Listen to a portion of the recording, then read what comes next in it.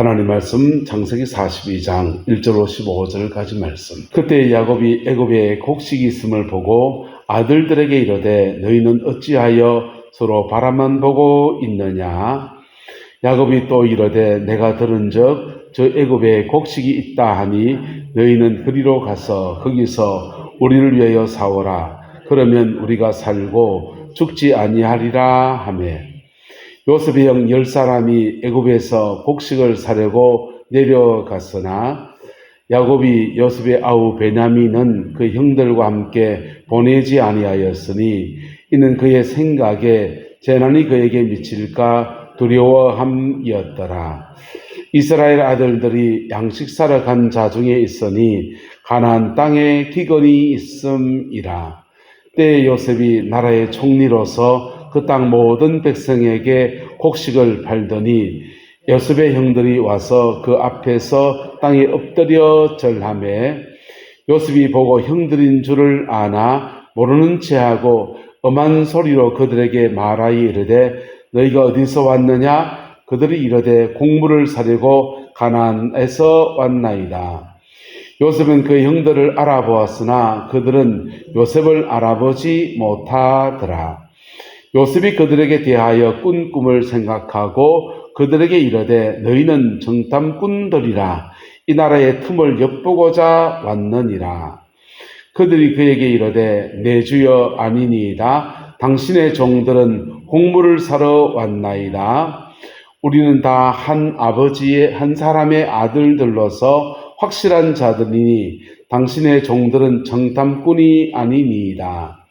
요셉이 그들에게 이르되 아니라 너희가 이 나라의 틈을 엿보려고 왔느니라. 그들이 이르되 주의 우리 당신의 종 우리들은 12 형제로서 가나안 땅 한 사람의 아들들이라. 막내 아들은 오늘 아버지와 함께 있고 또 하나는 없어졌나이다. 요셉이 그들에게 이르되 내가 너희에게 이르기를 너희는 정탐꾼이라 한 말이 이것이니라. 함께 했습니다. 너희는 이같이 하여 너희 진실함을 증명할 것이니라. 바로의 생명으로 맹세하노니 너희 막내 아우가 여기 오지 아니하면 너희가 여기서 나가지 못하리라. 아멘. 요셉이 애굽 땅에 팔려온 지 수십 년이 지나서 이렇게 애굽의 총리의 반열에 섰습니다. 단순한 총리의 반열에 쓴 것이 아니라 하나님의 사람으로 총리에 서 있는 겁니다. 저와 여러분의 가정과 삶의 자리 안에 이런 은혜가 있게 되기를 예수님의 이름으로 축복합니다. 지난 정권 때 윤석열 대통령이 대통령 자리에 선 것을 봤습니다. 그전에는 박근혜 대통령이 선거를 받고 이명박 대통령이 선거를 받습니다. 근데 그 중에서 대통령 직임을 잘 감당할 만한 사람으로서 거기 섰는가라는 의문이 드는 분이 몇 분이 계시지요. 그 사람이 정말 직임을 잘 감당할 사람으로 섰다면 얼마나 좋았을까 그런 생각을 들어합니다. 저는 박근혜 대통령이 대통령 직임에 있을 때 여자분들이 저 사람 찍어줘야 된다고 난리더라고요. 제가 포항에서 목회를 하니까 경상도잖아요. 전 찍으면 안 된다 그랬습니다. 저 사람 찍으면 안 된다. 아버지가 총 맞아 죽고 엄마가 총 맞아 죽고 그렇게 배신에 배신을 당한 사람이 상담을 전공해서 이래 라이프 스토리 들으면 사람을 예측을 하거든요.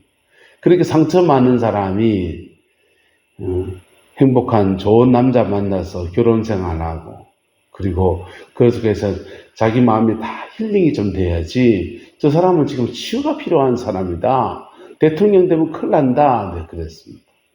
대통령이 됐더니 그냥 두문부출하고 이렇게 관저에 있고 많이 앉아 계신 거예요. 일은 다 누가 하냐?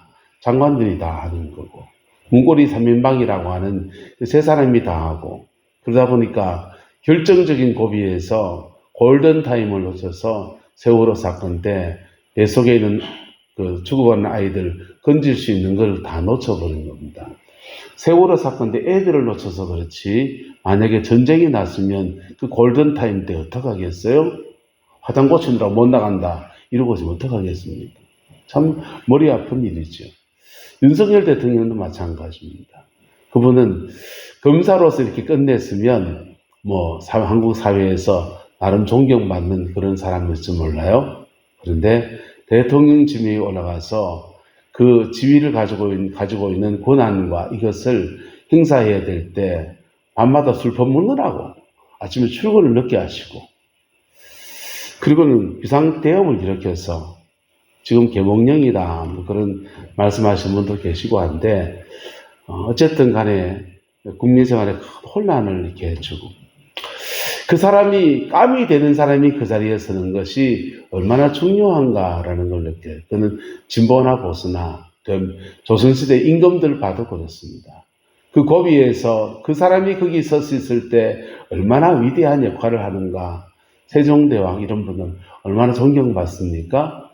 한글을 창제할 때 어떤 한 사람도 그걸 찬성해서 들어준 사람이 없었어요.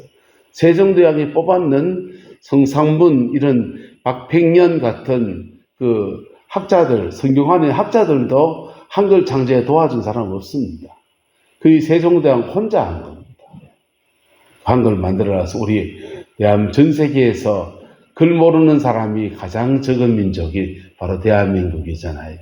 글자 표기법이 너무 우수해서 이 표기법을 인도네시아는 조그마한 산골 마을에는 한글 표기법으로 자기 나라 말을 적기 시작한다.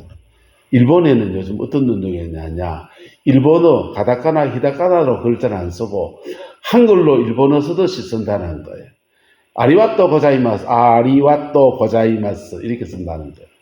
자, 그래서 그 위치에서 그 역할을 제대로 해내는 사람이 한 명 쓴다라고 하는 것이 대단히 중요한 문제죠. 대한민국에 목사도 많습니다. 근데 목사로서의 직임을 감당한 사람이 목회를 하는 것과 그렇지 않은 사람이 이 자리에 서 있는 것은 또 대단한 다른 문제입니다. 장로님도 마찬가지죠. 교회 중요한 고비 때에 장로로서의 위치를 지키면서 말씀 앞에 사람을 막 흔드는 수많은 일이 있거든요. 그때에도 말씀 딱 뻗어 거기 서 있는 사람이 있으면 얼마나 반석 같은지. 할렐루야. 우리에게 그런 교회 되기를 예수님의 이름으로 축복합니다. 가정에서도 그렇지 않습니까? 온 가족이 다 흔들리고 이런 일 저런 일 속에 아빠가 직장을 잃고 가족이 건강을 잃어서 어쩌고 저쩌고 돈이 없고 어른저런 지나가는데 그때 버팀목이 돼주는 사람이 있어요. 그게 엄마이기도 하고요. 그게 아빠이기도 하고요. 그 버팀목이 없어져 버리면요, 애들은 그냥 태양빛을 다 받아야 되고요. 비를 다 맞아야 되고요. 지붕 없는 집안에서 돌돌 떨면서 그래 살아야 되는 사람들처럼 그래 돼버리는 겁니다. 그래서 자기 위치에서 자기 자리를 지켜간다고 하는 것은 대단히 중요한 문제죠. 육아에 참 훌륭한 말이 있잖아요. 군군 신신 부부자자. 임금님 임금답고, 신하는 신하답고, 아비는 아비답고, 어미는 어미답고. 할렐루야. 각자 자기다움을 잘 지켜가는 은혜가 있게 되기를 예수님의 이름으로 축복합니다. 요셉이 총리의 반일에 있었습니다. 7년 풍년 동안 일을 집행해 나가는 데 있어서 사심도 없고 뭐도 없이 꼿꼿하게 그 목적을 향해 가는 겁니다. 곡식이 많아지니까 떡에 먹자는 사람도 있고, 쥐들이 많이 올라오는 얘기도 있고, 바구미가 썰었다는 얘기도 있고, 그거 하나하나 정리가는데 어떻게 저렇게 지혜로울까? 어떻게 저렇게 정말 안성맞춤의 사람이 나타났을까 할 정도로 고비고비 정확한 말을 하면서 정확하게 문제를 풀어갑니다. 10년 동안 풍년이 끝나고 흉년의 때가 되었습니다. 흉년의 때가 되니까 갑자기 온 세상이 아비규환이 되었습니다. 양식을 저축하지 못한 사람이, 내일 때거리를 저축하지 못한 사람들이, 준비하지 못한 사람들이 막 몰려와서는 양식을 사러 애굽에 막 몰려드는 겁니다. 그때 어떻게 해야 됩니까?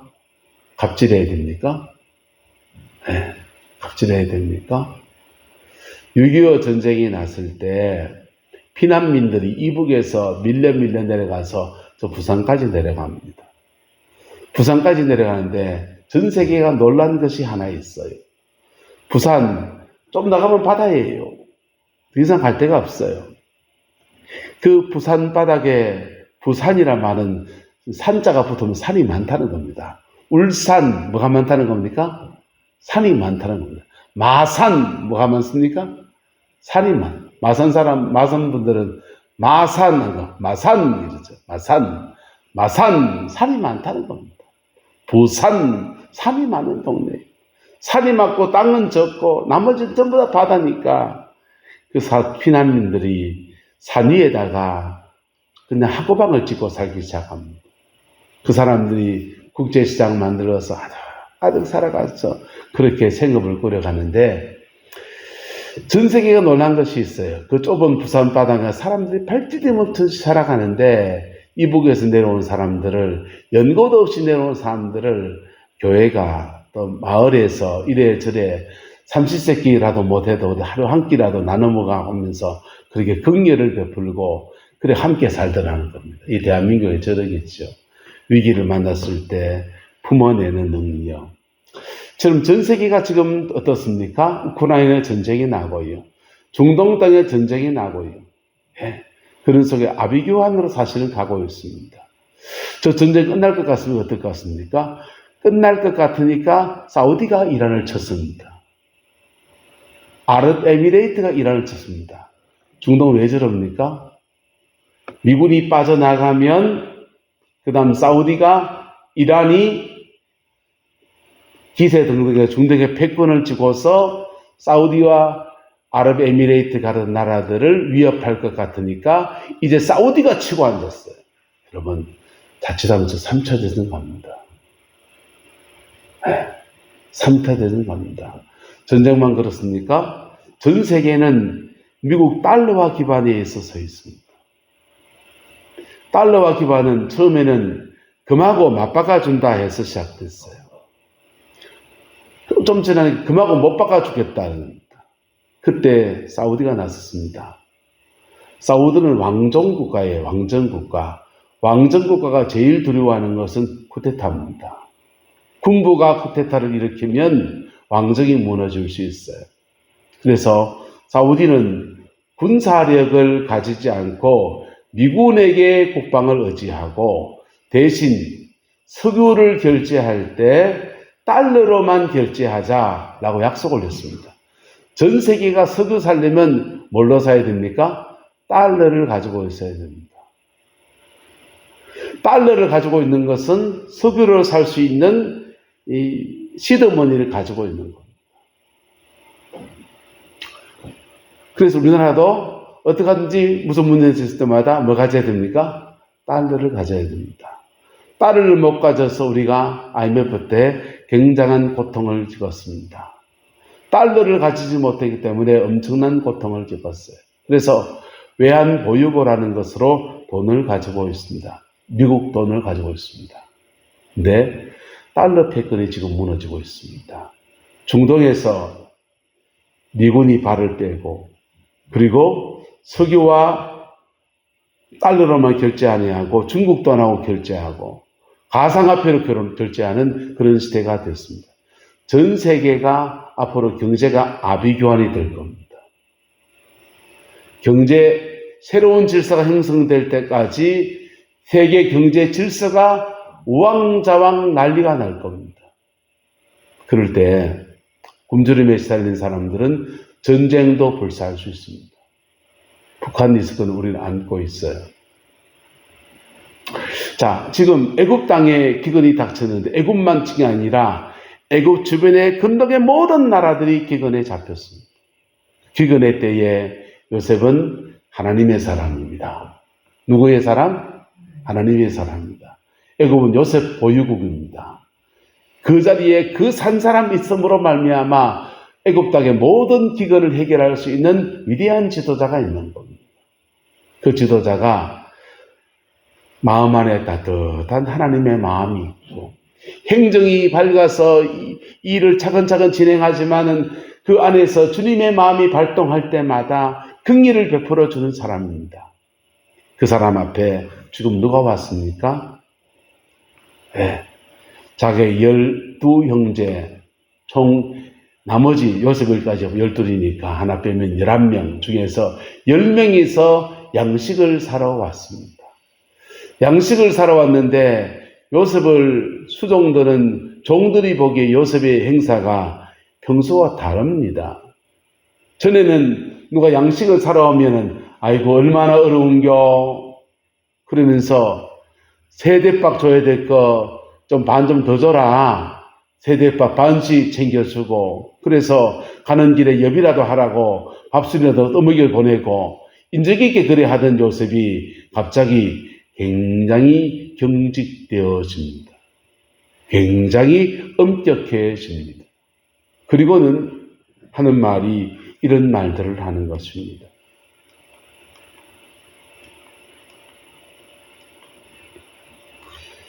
엄한 소리로 그들에게 말하여 이르되 너희가 어디서 왔느냐? 그들이 이르되 공물을 사려고 가나안 땅에서 왔나이다.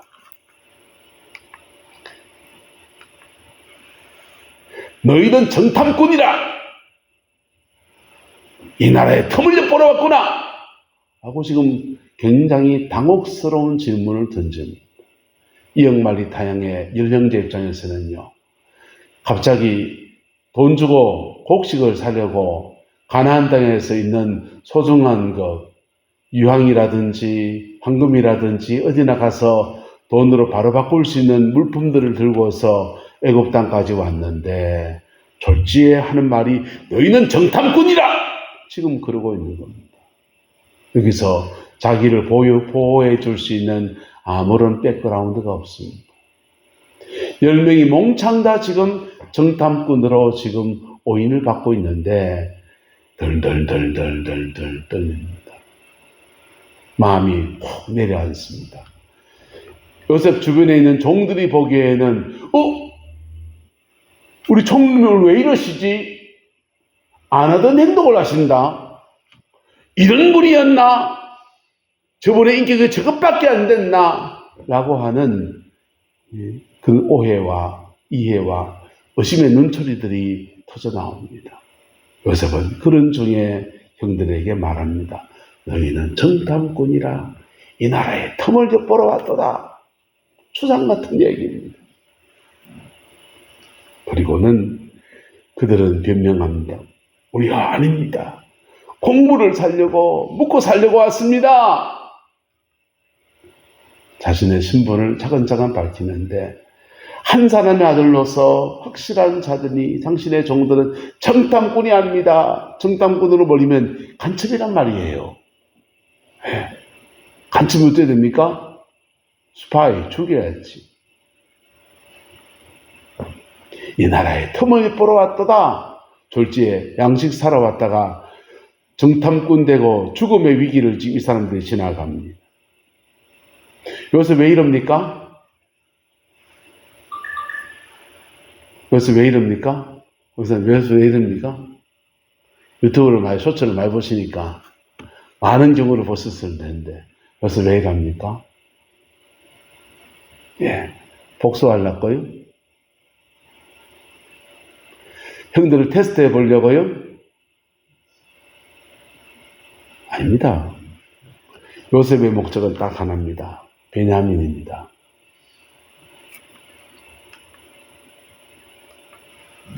막내 아우를 여기 오지 아니하면 너희 여기서 나가지 못할 것이다. 누구 데리고 가라는 겁니까? 막내 아우 누굽니까? 베냐민입니다. 요셉과 자기 어머니가, 친어머니가 낳은 아들 베냐민입니다. 자기가, 어머니가 자기 놓고 둘째 기다리다가 베냐민 놓다가 난살이 되어서 걔 놓다가 돌아가셨어요.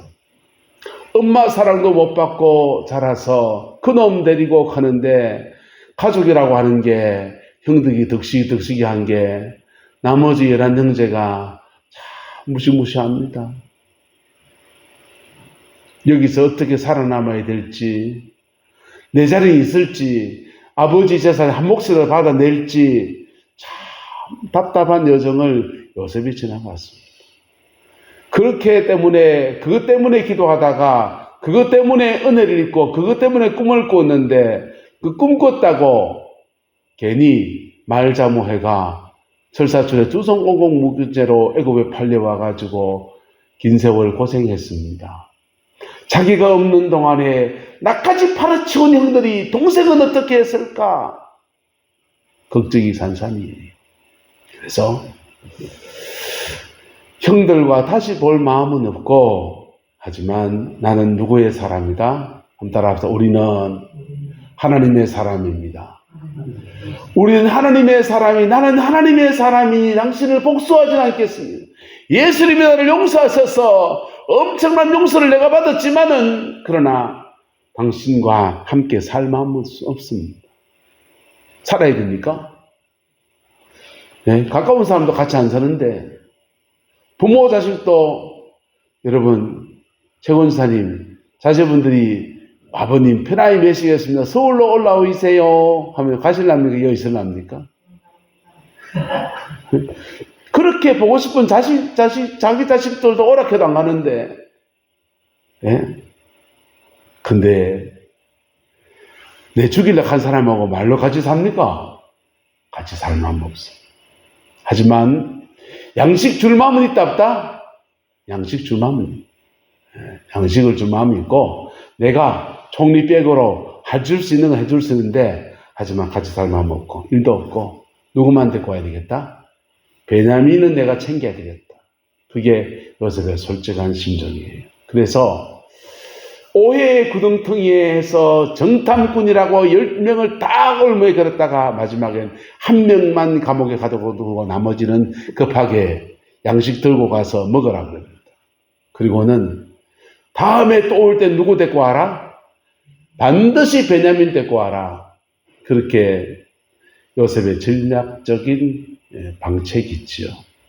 이걸 알리 없는 형들은 목숨이 왔다 갔다 하는 경각을 지금 지나가고 있고, 요셉의 속사정을 모르는 관리들은 갑자기 총리 대신 총리님께서 왜 저러시지? 저분이 왜 저러노? 평소에 안 하던 척 하신데 사람 변했구만. 별소리가 다 있는 그런 여정을 지나가지만은 요셉은 이 중심을 해가 쭉 걸어갑니다.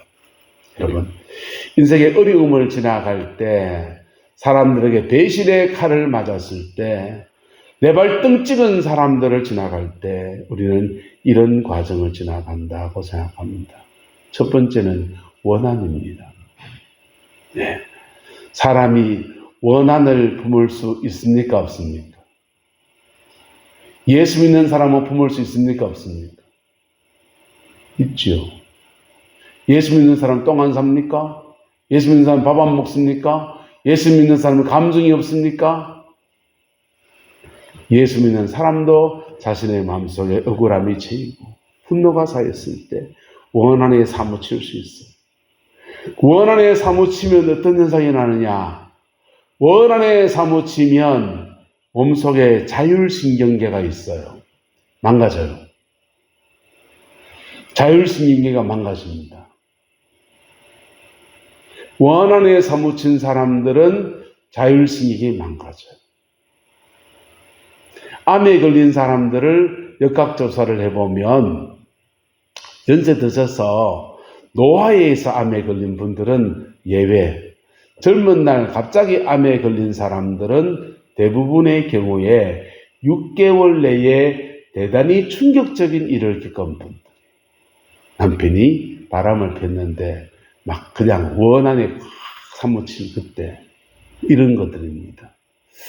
남한테 사기를 한 부도를 맞았는데 집안 다 거덜나고 자식들은 빽빽 울어 쌌고, 그냥 난 마누라는 그런 때도 당신이 일을 잘못 처리해가 보조금 잘못 써가 부도가 나가 이렇게 안 됐나 하면서 남편 바가지를 박박 끄고대고 하면 마음을 기댈 데가 없어요. 그런 분들이 뭐가 사무치냐? 원한에 사무칩니다. 원한에 사무친 사람들은 힘이 있으면 가서 복수해요.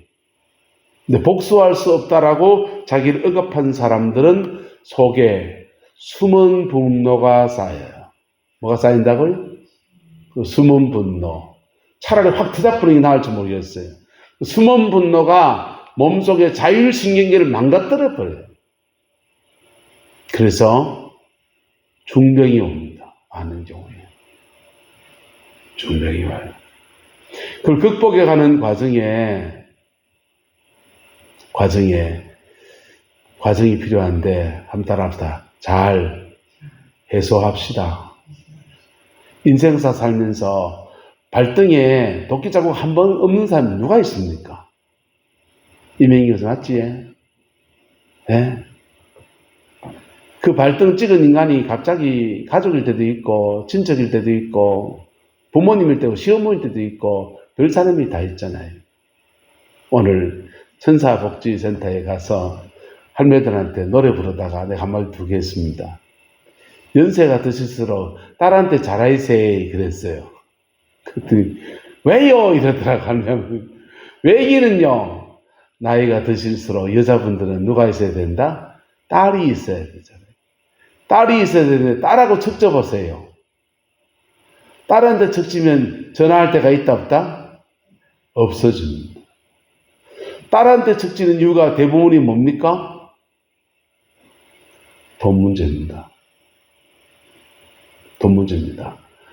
마음속 얘기는 다 딸한테 해놓고 유산 줄 때 누굴 족보고? 아들 놈을 다 줬다. 아들 놈을 다 줬다. 어머니는 오빠도 돈 다 줘놓고 전화는 맨날 내한테 삭고. 전화할 데가 없어집니다. 제 가까운 누구분은요, 천지 전화할 데가 없는 거예요. 그래 돼가지고 며느리들한테 전화 쭉 돌립니다. 큰며느리, 둘째 며느리, 셋째 며느리. 어느 시간 지나면 우리 어머니 또 전화 왔대.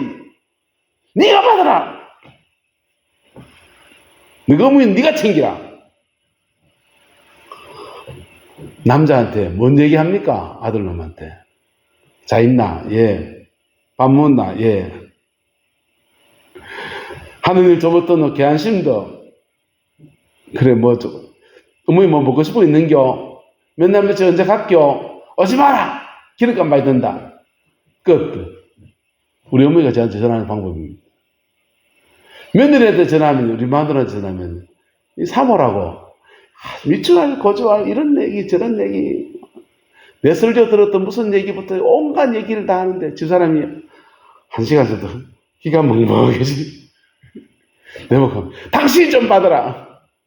내가 받으면 별로 할 말이 없어요. 우리 어머니도 할 말이 별로 없고. 연세가 드실수록 누구한테 잘해야 됩니까? 딸한테 잘해주세요. 딸 없는 사람은요, 딸을 하나 만들어 있어. 딸을 만들어 있어. 마음을 터놓을 수 있는 아주 친한 친구든지 누구든지 하나 만드세요. 그런 것일 텐데, 그 다음입니다. 집사람한테 전화하면은 오만 얘기 다 하시는 분이 계십니다. 그분 전화하면 2시간입니다. 귀에 땀나요, 땀나. 내가, 여보, 오늘 저 신방 가야 되지 않나 하면서 말투 끊어줍니다. 끊어줘야 돼요. 할 수 없어요. 하소연이나 마다. 왜? 그분은 속에 뭐가 많다? 채여 있는 게 많은 겁니다. 여러분에게 인생에 원한이 있습니까? 잘 푸시기를 주의 이름으로 축복합니다. 잘 풀어내기를 예수님의 이름으로 축복합니다. 잘 풀어내면 그 원한이 있는데도 자율신경이 망가지지 않아요. 우울증 오지 않는다고요. 몸 풀어내면 우울증 옵니다. 몸이 망가진다. 근데 그 원한이 어느 정도 풀리고 나면 내게 그 문제를 일으킨 사람을 객관화시켜 보기 시작합니다. 남으로 여깁니다. 뭘로 여긴다고요? 남이라 하면 그럴 수도 있겠다. 남이라면 가족이니까 뭐 그렇지만은 주인하고 남인데 뭐 남이라면 그럴 수 있겠다. 요셉은 지금 자기 형제들에 대해서 원한에 사무칠 수 있는데 이것을 하나님의 은혜 앞에 풀었습니다. 풀어서 복수하지는 않습니다. 복수하진 않지만 누구로 여긴다? 남으로 여깁니다. 남으로 여겨서 남을 대하듯이 양식을 팔 수 있고 먹을 걸 줄 수 있고 편의를 봐달라 하면 그냥 이원정 고원정 때문에 그걸 떠나서 하나님의 사람을 기본을 해서 길 더 줄 수 있고 다 할 수 있는데 함께 살지는 않겠다. 그 요셉의 마음이에요. 여러분, 여기서 믿음 안에 넘어서는 저와 여러분 되시기를 예수님의 이름으로 축복합니다. 한번 따라합시다. 이해하면 사랑할 수 있고, 사랑하면 용서할 수 있고, 용서하면 축복할 수 있다. 저는 상담을 전공했습니다. 상담을 전공해서 극단적 행동을 하는 사람들을 진짜 저럴 수 있냐 이렇게 말하는 저는 이해할 수 있습니다. 왜? 사람의 심리가 그렇거든요. 저 사람은 무슨 상처가 많아 그렇겠지. 이해할 수 있습니다. 근데 이해하는 것하고 사랑하고는 또 다른 문제더라고요. 이해하는데 그런 사람이 내한테 상처 줄 때가 있는 거예요. 근데 그것을 용서하는 건 또 다른 문제입니다. 이해는 되는데 용서는 안 됩니다. 산을 하나 또 넘어가야 됩니다. 근데 출발점은 이해로 넘어가는 거예요. 한번 따라합시다. 이해합시다. 이해의 산을 넘고 나면 그 다음요. 그 사람이 그런 행동을 했는 것에 대해서 용서하기가 좀 수월해요. 남이 그렇게 그 사람한테 피해를 당했다. 그런 상처 때문에 그랬구만. 이해할 수 있고 용서도 쉽게 돼요. 내가 당하면요. 내가 당하면 용서 안 됩니다. 됩니까? 용서 안 됩니다. 근데 이해를 하기 시작하면 용서의 산으로 다가설 수 있는 길이 열려집니다. 이해하면 용서로 넘어갈 수 있는 길이 좀 열려요. 그리고 용서하고 나면 축복할 수 있습니다. 뭐 할 수 있고 축복할 수 있고.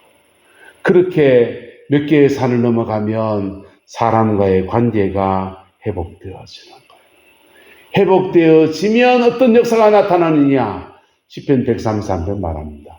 형제가 연합하여 동거함이 어찌 그리 선하고 아름다운고, 머리에 있는 보배로운 기름이 아론의 수염에 흘려서 그의 옷깃을 적심 같고, 여호와께서 거기 복을 명하셨으니 곧 영생이로다. 할렐루야.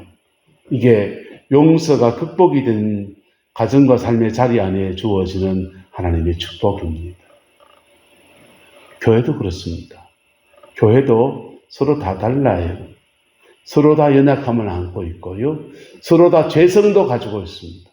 그것을 이해와 용서와 축복으로 넘어선 교회는요, 교회의 분위기가 달라요. 교회 분위기가 달라요. 그래서 그 교회는 하나님이 그 교회의 본질에 맞는 일을 걸어가니까 축복하십니다. 가정도 그렇습니다.